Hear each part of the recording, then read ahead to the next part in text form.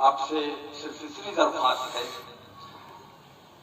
कि सिर्फ एक सीट की बात कर रहा हूं। बरेली में तुम सारी की सारी समाजवादी को जिता दो, मुझे कोई दिक्कत नहीं है, लेकिन ये एक सीट मेरी प्रेस्टीज, तुम्हारी प्रेस्टीज। हम कौन सा मुंह लेके जाएंगे उनके पास ये कहने के लिए कि हमारी ये शर्तें हैं, ये मानो तब हम तुम्हें हिंदुस्तान का प्रधानमंत्री बनाने का काम कर सकते हैं। वो कहेंगे तुम एक वक्त तो जिता के ला नहीं पाए, तुम हमें क्या जिताओगे? कि आप लोगों को जाना है मोहल्ले मोहल्ले, गली गली, घर घर, और मेरी तरफ से हाथ जोड़ के उनसे कहना कि पप्पू की बात नहीं है, कांग्रेस की बात नहीं है, तौकीर की इज्जत का सवाल है। अगर पप्पू नहीं जीता तो ये तौकीर की बेइज्जती है, और तौकीर वाले हम ताज वाले लोग हैं, ताज वाले कभी बेइज्जत नहीं होते।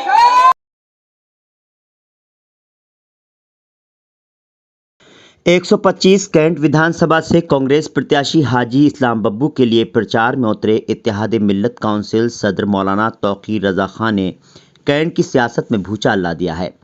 यही वजह है हाजी इस्लाम बब्बू कैंट विधानसभा में मजबूत कैंडिडेट के तौर पर लड़ रहे हैं। मौलाना की अपील से मुस्लिम वोटर्स पर असर पड़ता दिख रहा है और धीरे धीरे मुस्लिम वोटर हाजी इस्लाम बब्बू की तरफ खिसकता जा रहा है। हाजी इस्लाम बब्बू के मजबूती से फाइट में आने के पीछे एक वजह अंसारी बिरादरी भी है, जो हाजी इस्लाम बब्बू के साथ खड़ी नजर आती है। या कहें अंसारी बिरादरी का वोट हाजी इस्लाम बब्बू की ही झोली में जाना तय है। जो हाजी इस्लाम बब्बू की जनसभा में उमड़ी भीड़ देखकर समझा जा सकता है। ऊपर से मौलाना तौकीर रजा खान का मुसलमानों से हाजी इस्लाम बब्बू की हिमायत में वोटिंग करने की अपील करना भी असर डालता नजर आ रहा है। कांग्रेस को मुसलमानों के बड़े तबके के साथ साथ सभी मजहब के वोट मिलना तय हैं। ऐसे में समझा जा सकता है हाजी इस्लाम बब्बू ने कैंट विधानसभा के चुनाव को दिलचस्प बना दिया है। बात कैंट विधानसभा से बीजेपी कैंडिडेट संजीव अग्रवाल की करें तो सबसे मजबूत कैंडिडेट हैं। इसकी सबसे बड़ी वजह है, एक तो बीजेपी का वोटर सरकार के विकास कार्यों से खुश है। ऐसे में उसका किसी दूसरी पार्टी के लुभावने वादों में आना नामुमकिन है। इसका अंदाजा अमित शाह और योगी आदित्यनाथ का बरेली में प्रचार करना और उमड़े जनसैलाब की तस्वीरें साफ कर देता है कि बीजेपी वोटर अपनी पार्टी के साथ खड़ा है। यही नहीं, प्रधानमंत्री की वर्चुअल रैली में भी जगह जगह एलईडी प्रोजेक्टर लगाए जाने पर बीजेपी के कैंडिडेट से लेकर दूसरे चुने पदाधिकारी कार्यकर्ताओं का जमघट लगना भी इस बात का प्रमाण है कि वो पीएम और सीएम को सुनना चाहते हैं और उनकी कही बातों पर अमल करना चाहते हैं। वो सरकार के काम से खुश हैं। बरेली में भी इस तरह के नज़ारे देखने को मिले। 11 फरवरी यानी शुक्रवार को पीएम की वर्चुअल रैली में कैंट विधानसभा से बीजेपी कैंडिडेट संजीव अग्रवाल की विधानसभा क्षेत्र सुभाष नगर में भी प्रोग्राम रखा गया था, जहां संजीव अग्रवाल और मेयर उमेश गौतम के साथ पार्टी के कई पदाधिकारियों और कार्यकर्ताओं ने पीएम को सुना।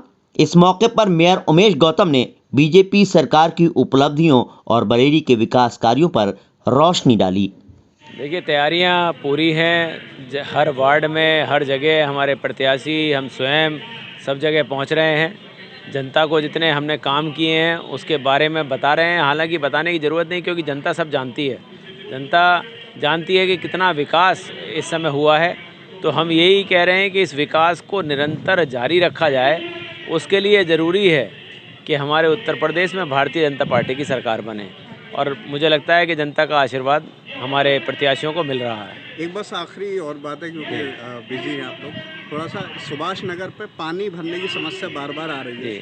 कई सारी खबरें भी आई हैं और बहुत सारे हादसे भी सामने आते हैं। इसका कोई हल नहीं निकला, जबकि यहाँ विधायक भी रहे, तमाम चीज़ें इसको लेकर आपको पता होना चाहिए कि स्मार्ट सिटी से अब हम वहाँ पर सुभाष नगर के पुलिया के ऊपर पुल बनाने के लिए 50 करोड़ रुपए का बजट जारी कर चुके हैं। चुनाव आचार संहिता के बाद वहाँ पुल का काम शुरू हो जाएगा। ये एक बड़ा निर्णय था। उसके अलावा जो सुभाष नगर का नाला है, जो सुभाष नगर पुलिया से शुरू होता है, उसके ऊपर भी 6 मीटर चौड़ी हम सड़क बना रहे हैं, जिससे कि वहाँ भी नाला कवर हो जाए और वहाँ के रहने वालों के लिए जीवन भी आसान हो जाए।